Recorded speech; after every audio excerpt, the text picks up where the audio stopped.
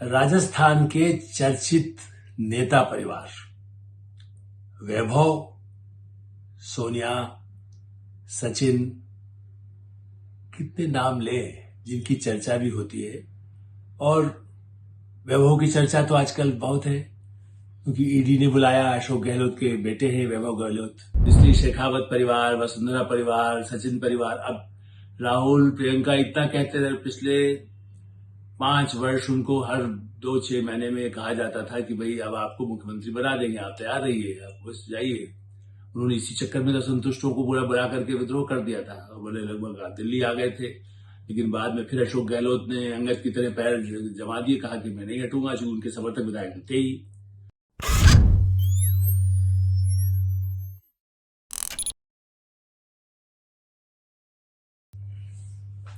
नमस्कार, मैं हूं आलोक मेहता।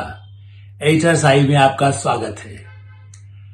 राजस्थान के चर्चित नेता परिवार वैभव, सोनिया, सचिन, कितने नाम लें जिनकी चर्चा भी होती है। और वैभव की चर्चा तो आजकल बहुत है क्योंकि ईडी ने बुलाया। अशोक गहलोत के बेटे हैं वैभव गहलोत। और बहुत कम लोग ये जानते हैं कि अशोक गहलोत के जो बच्चे हैं उनमें वैभव गहलोत और दूसरी बेटी का नाम है सोनिया गहलोत। सोनिया गांधी का वरदहस्त होना ये हमेशा अशोक गहलोत कहते रहे, क्योंकि वो ये सही है कि वो तो इंदिरा गांधी के समय से राजनीति में है। बहुत ही युवा काल से उन्होंने अपनी राजनीति शुरू की। छात्र यूनियन से लेके, यूथ कांग्रेस से लेके, प्रदेश कांग्रेस से लेकर, केंद्रीय उप मंत्री रह करके, फिर मंत्री रह करके, मुख्यमंत्री रह करके, मतलब उनकी राजनीतिक यात्रा तो है ही। लेकिन हम इसलिए कह रहे हैं कि चर्चा होती है कि भाई वैभव को क्यों ईडी बुला रहा है। निश्चित रूप से सबूत होंगे, कुछ पूछा जाएगा। अभी कोई गिरफ्तारी नहीं हुई है और कुछ और मामले जो पहले से चर्चित रहते हैं, चुनाव के मौके पर जब पूछताछ के लिए बुलाया जाता है तो और भी होता है। और ऐसा नहीं कि पहली बार हो रहा है। वैभव गहलोत खुद भी राजनीति में आ चुके हैं।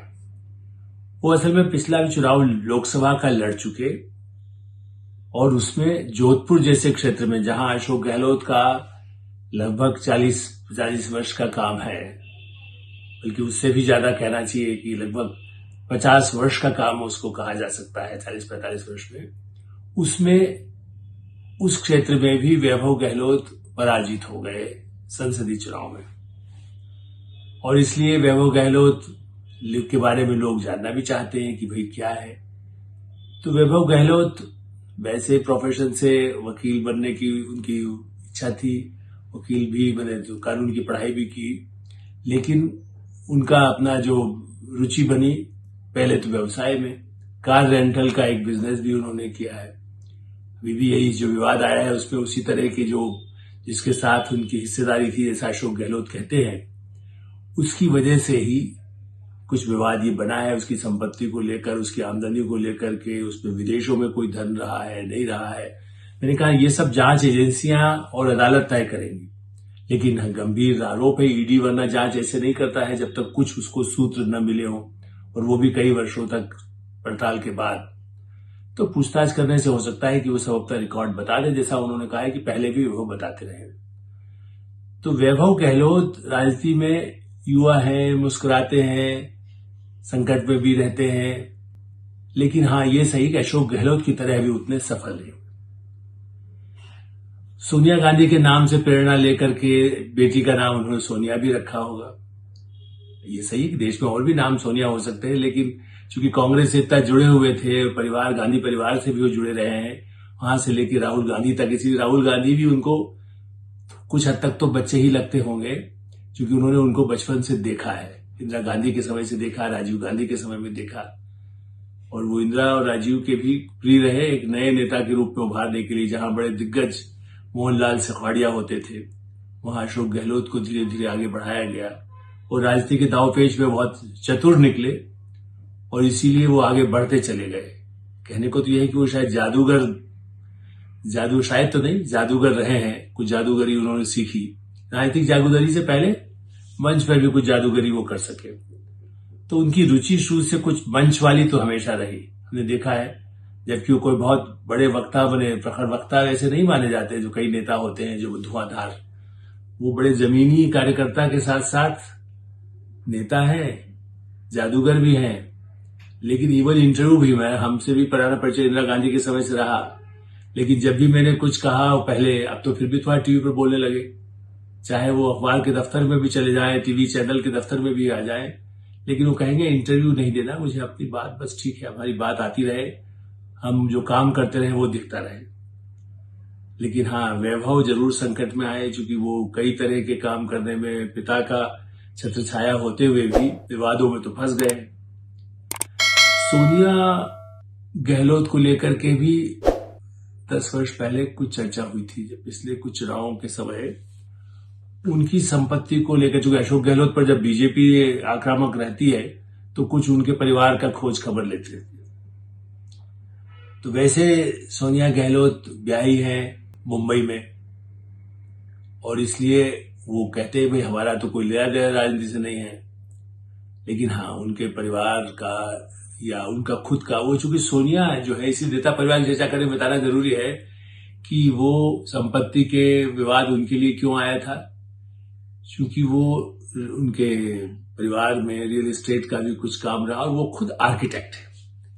जैसा मैंने कहा कि सोनिया गहलोत, चूंकि उसको भवन निर्माण की, आर्किटेक्ट की अपनी पढ़ाई की थी, और इसीलिए जब कहना चाहिए कि एक रियल एस्टेट ग्रुप से जो आरोप सामने आया कि भाई 7 करोड़ की उनको कैसे इतना बड़ा मकान उनको मिल गया, तब अशोक गहलोत ने सफाई दी थी कि वो चूंकि आर्किटेक्ट रही है, तो जिस कंपनी, जिस रियल एस्टेट ग्रुप के लिए उन्होंने काम किया, वो मकान उनको एक काम के बदले दिया। अब ये बात सही है कि ऐसे युवा आर्किटेक्ट को 10-15 वर्ष पहले एक ऐसा क्या काम किया होगा जिसकी वजह से इतना महंगा एक तरह से मकान दिया गया।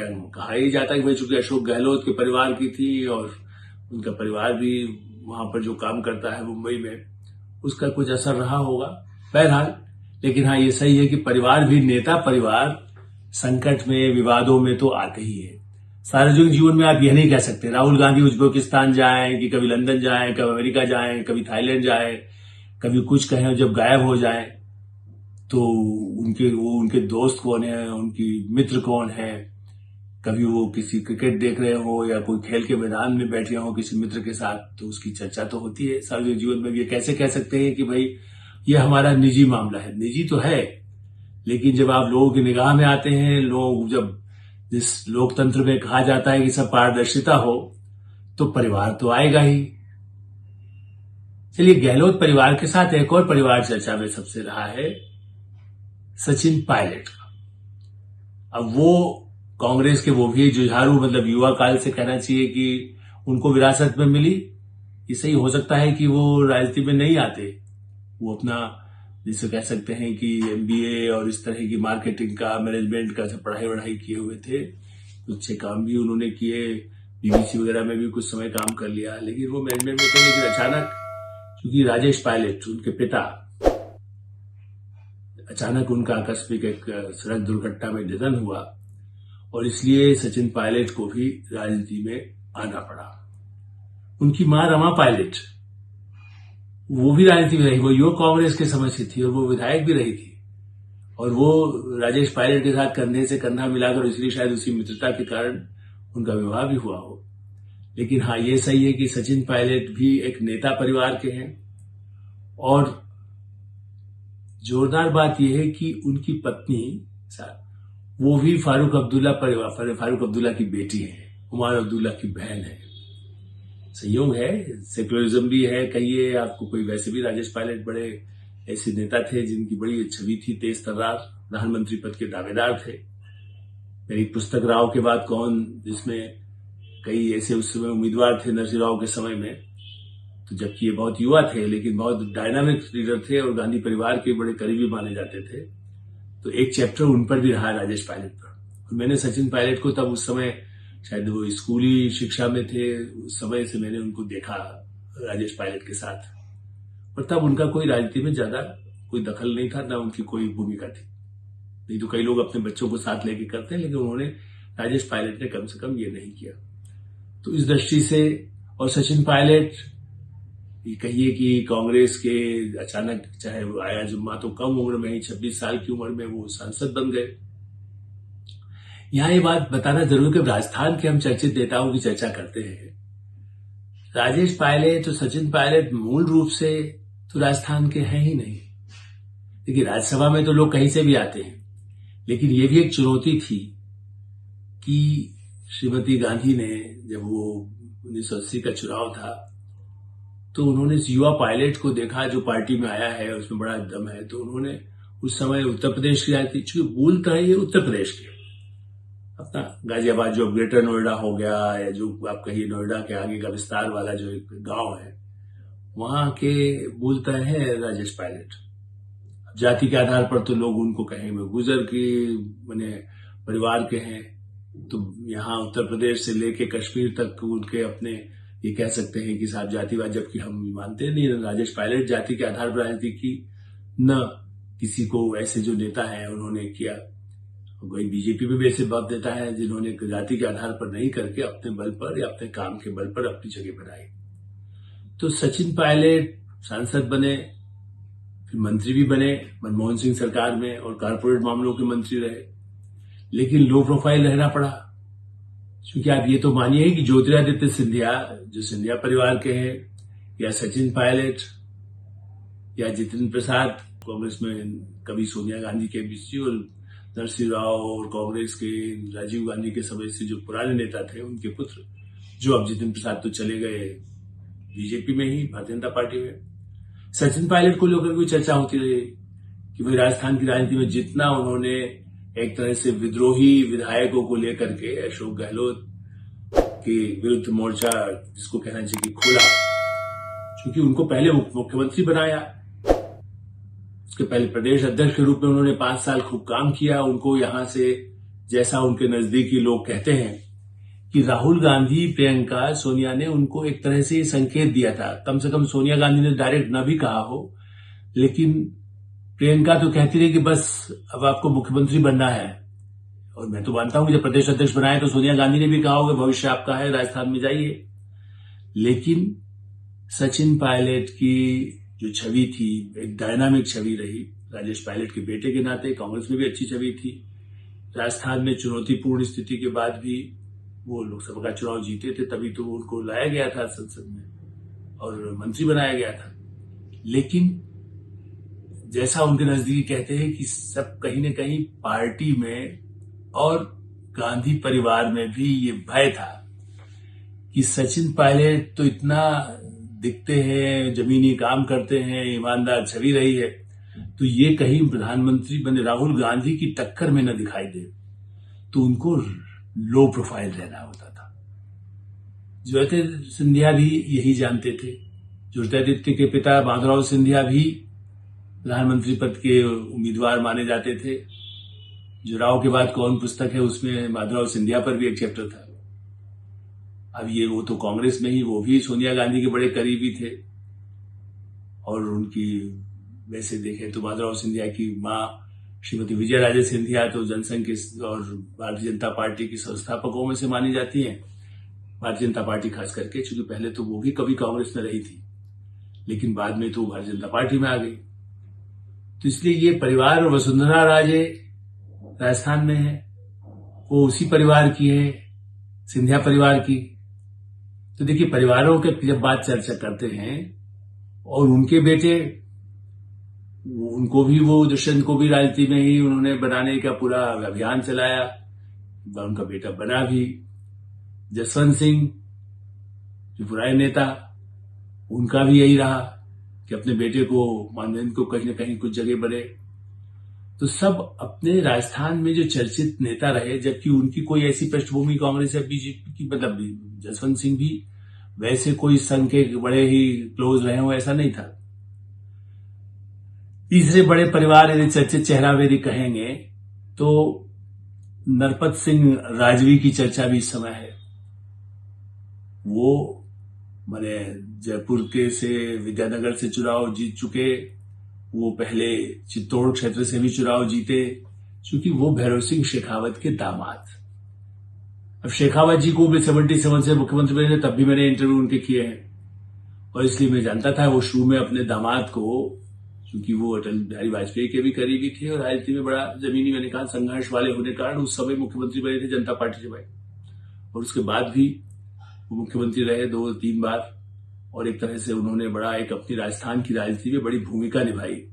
वसुंधरा राजे को उन्होंने ही भेजा था जसवंत सिंह की काट के रूप में राजस्थान मुख्यमंत्री बनाने के लिए, और तब तो ये था कि वसुंधरा राजे चूंकि केंद्र में विदेश राज्य मंत्री रह चुकी थी और बड़ी ज्यादा मॉडर्न, जिसको कह सकते हैं राज परिवार की होते हुए, भाजपा की होते हुए, वो ज्यादा आधुनिक और अंग्रेजी ना मानी जाती रही नेता, और खुद भी मानती थी, इसलिए पहले वो बड़ी डरी और शेखावत जी से कहा, जो शेखावत जी हमें बताते थे कि भाई उसको कहा तो वो मानने को तैयार नहीं थी, अरे मैं कैसे फिट होगी वहां की जाकर के मुख्यमंत्री बन के, मैं यहाँ ठीक हूं। वो चुनाव लड़ करके जरूर जीतती थी, लेकिन उनको चूंकि परिवार से थी, लेकिन उनका बड़ा ही दूसरी तरह के उनके कुछ विवाद भी थे, लेकिन फिर भी शेखावत जी उनको बनाया। बाद में वो शेखावत जी के ही मैंने एक तरह से उनकी बातें न मानना शुरू करके विवादों में आई। भाजपा में भी हर बड़े नेताओं के साथ उनको टकराव की एक, जिसे कह सकते हैं कि एक ठसक जो गांधी परिवार के सदस्यों में रहती है, उसी तरह से वसुंधरा राजे को भी रहा। तो वसुंधरा राजे, बल्कि जैसा हमने कहा कि शेखावत जी के, भैरव सिंह शेखावत के दामाद राजवी, अब उनको इस बार जयपुर से न टिकट दिया तो बड़ा हंगामा हुआ, उनके समर्थकों ने भी हंगामा किया। तब दूसरी सूची में उनको चित्तौड़ से, जहां वो पहले जीते थे इसलिए उसका विरोध कर नहीं सकते, वहां के लोग जरूर, जो दूसरे लोग उम्मीदवार वहां तय थे उनको हटाना पड़ा।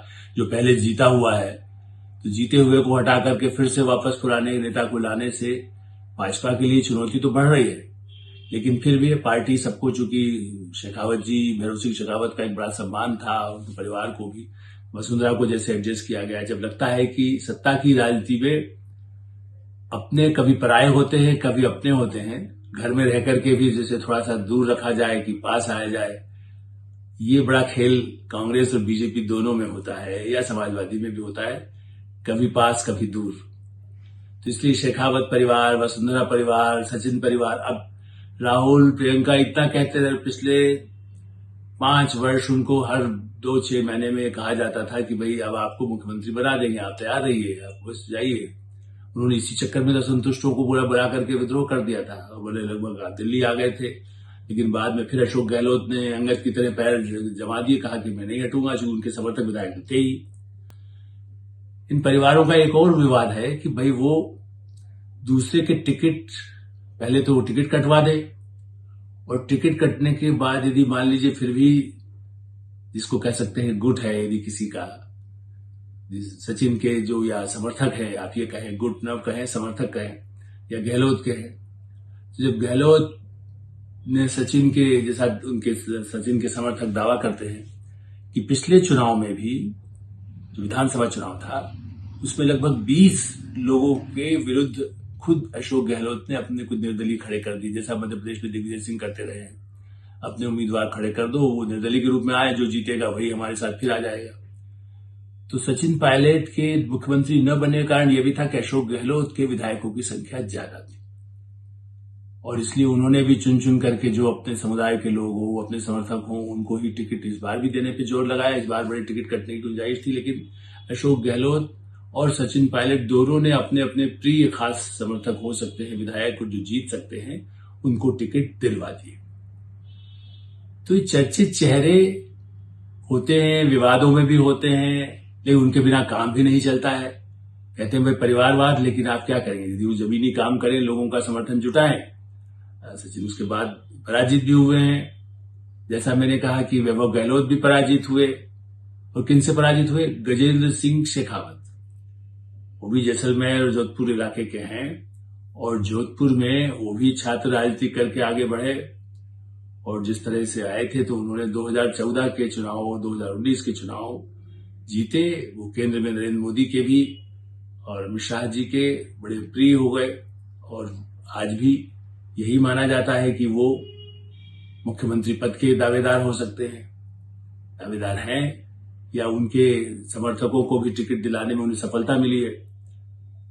और एक और उम्मीदवार जो शायद मुख्यमंत्री न बने लेकिन जिसको संघ की भी कृपा रही, दिया कुमारी, क्योंकि रानी तो हैं, वो जयपुर की महारानी परिवार, राजा परिवार की हैं, राज परिवार की। उनको बताते तो ये है कि वसुंधरा राजे ने इंट्रोड्यूस किया था जब वो अपना विस्तार कर रही थी, जब उनको कोई प्रतिनिधि नहीं दिखता था।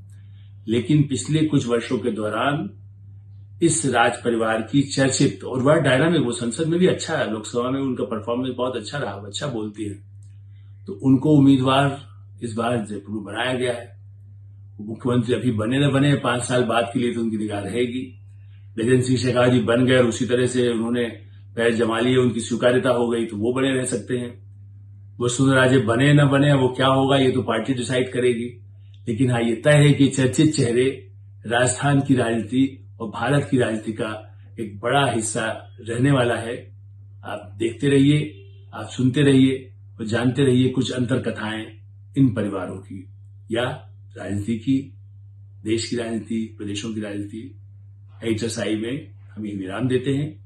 आपसे अपेक्षा है कि आप सब्सक्राइब करें हमारे चैनल को और साथियों को भेजें, फॉरवर्ड करें, लाइक करें और अपनी राय से हमें अवश्य अवगत कराएं। जब भी आपकी प्रतिक्रिया हो, कड़वी हो, मीठी हो, सकारात्मक हो, कुछ जिसको कह सकते हैं कि आपको लगे कि ठीक नहीं है, वो भी बताइए। आपका हमेशा स्वागत है। धन्यवाद। नमस्कार।